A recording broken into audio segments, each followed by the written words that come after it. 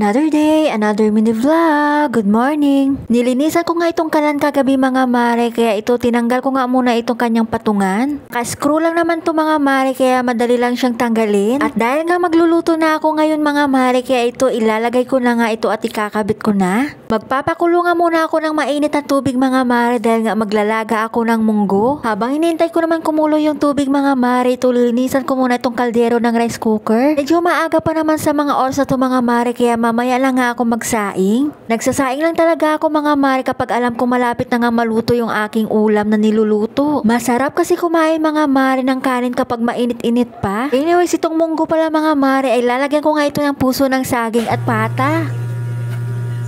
Nung nakaraang linggo kasi mga mare, nung nagsimba ako ay bumili nga ako ng isang buong pata. Kaya kalahati lang yung naluto kong nakaraan mga mare, kaya ngayon yung kalahati ay lulutuin ko na. Ang saktong-sakto nga mga mare dahil nga linggo ngayon at magsisimba nga ako mamaya. Hindi nga ako nakapagsimba kaninang umaga mga mare dahil nga tinatamad ako. Kaya minsan kapag hindi ako nakapagsimba ng umaga mga mare ay sa hapon na ako nagsisimba. Anyways, kumulo na rin pala yung tubig mga mare, kaya ayun nilaga ko na nga yung munggo. Pagkatapos at lumambot na nga yung munggo mga mare, ito nagsimula na rin akong magisa. Nagisa na nga ako dyan ng sibuyas, bawang at kamatis mga mare at nilagay ko nga dito yung pata. Nakakamiss kasi kumain ng munggo mga mare na meron ngang pata ng baboy. Pero isa pa sa na-miss kong kainin mga mare na meron nga kasamang puso ng saging.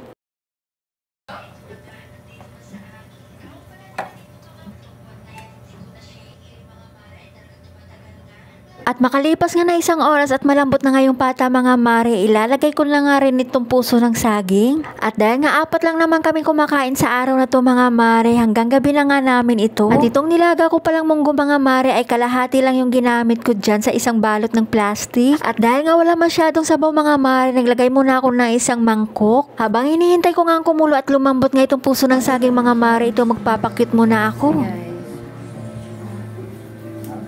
Ito pala yung binili ko sa TikTok. Di ba maganda siya? Dalawa wave ito at saka kulay itim.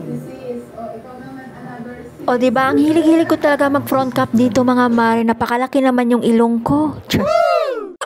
Natimplahan ko na rin pala to mga mare at saktong-sakto na nga itong lasa niya, kaya konting kulo na lang at okay na nga ito. Hindi na nga ako makapaghintay dito mga mare dahil talagang nakaramdam na talaga ako ng gutom at takam. Kaya ito, pagkatapos mga mare ay sumandok na nga ako at makakain na. Masarap kasing kainin mga mare, lalo-lalo na kapag mainit yung ulam at kanin. Migop muna ako ng sabaw dyan mga mare dahil nga galing tayo sa fasting. At dahil hindi na ako makakapigil dito mga mare, ito na nga, kinuha ko na nga itong pata, o diba? Kaya yung unang kagat ng pata na to mga mare ay para sa inyo.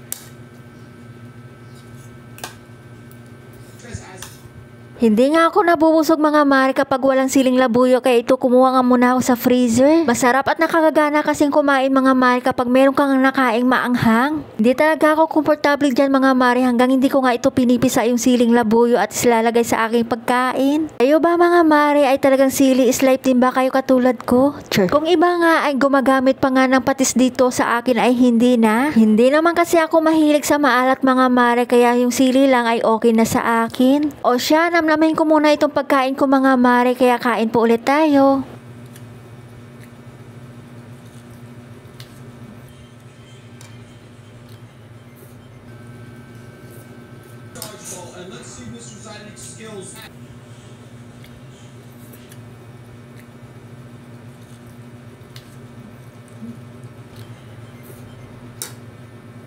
Pagkatapos ko nga kumain mga mare, lumabas na ako at sinilip ko nga itong aking mga kamatis. Maya-maya nga lang mga mare, naligo na rin ako para makapagsimba na din. Nagdadalawang isip nga ako mga mare kung aalis ba ako sa araw na to dahil nga umaambon. At dahil nga hindi ako nakapagsimba kaninang umaga mga mare, kaya ito pipilitin ko na nga umalis ngayon.